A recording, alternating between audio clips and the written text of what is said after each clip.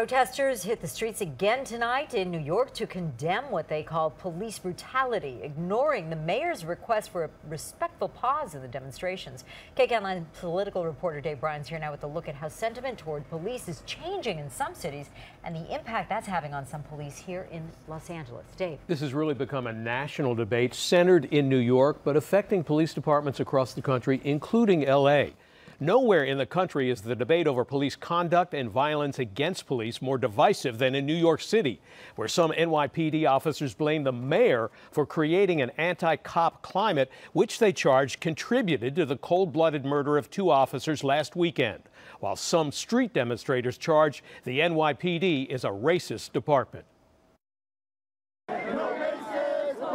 In New York, after dark, demonstrators took to the streets again to protest police killings of black men in American towns and cities without having to stand trial. The protesters defying requests from city officials to call a moratorium on demonstrations over police conduct, while New York mourns the deaths of 2 NYPD officers who were gunned down over the weekend. There's been no moratorium on the police murdering our people. You got no right to tell us when, how, and whether we can protest. It was a direct challenge to New York Mayor Bill de Blasio, who quietly visited a sidewalk memorial to the 2 fallen officers.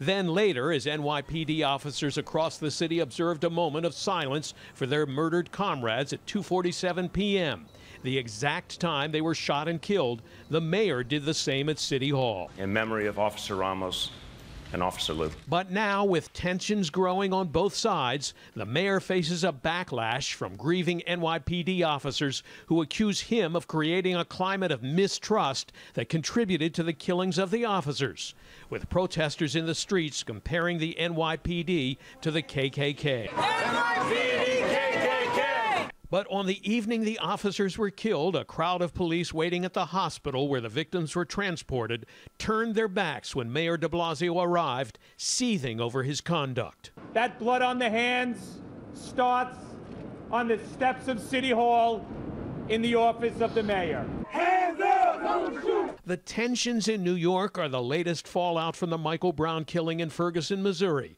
reminiscent in some ways of the bad old days at the LAPD.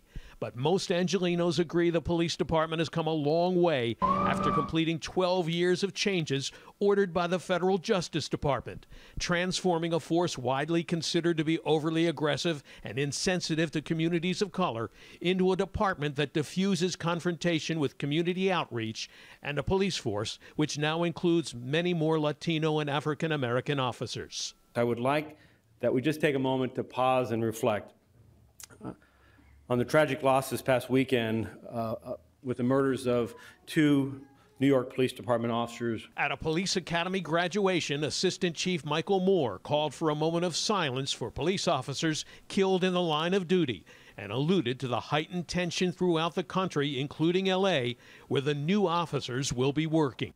But also recognize that you're entering a period in law enforcement that is facing new and troubling challenges. They're asking us how we do our work. And they're asking us, how do we build and restore trust in communities that sometimes wonder why we're out there doing what we do? Well, the funeral for one of the murdered NYPD officers is scheduled for Saturday. Vice President Joe Biden plans to attend the services, but the debate over police community issues is not likely to end anytime soon. Lena?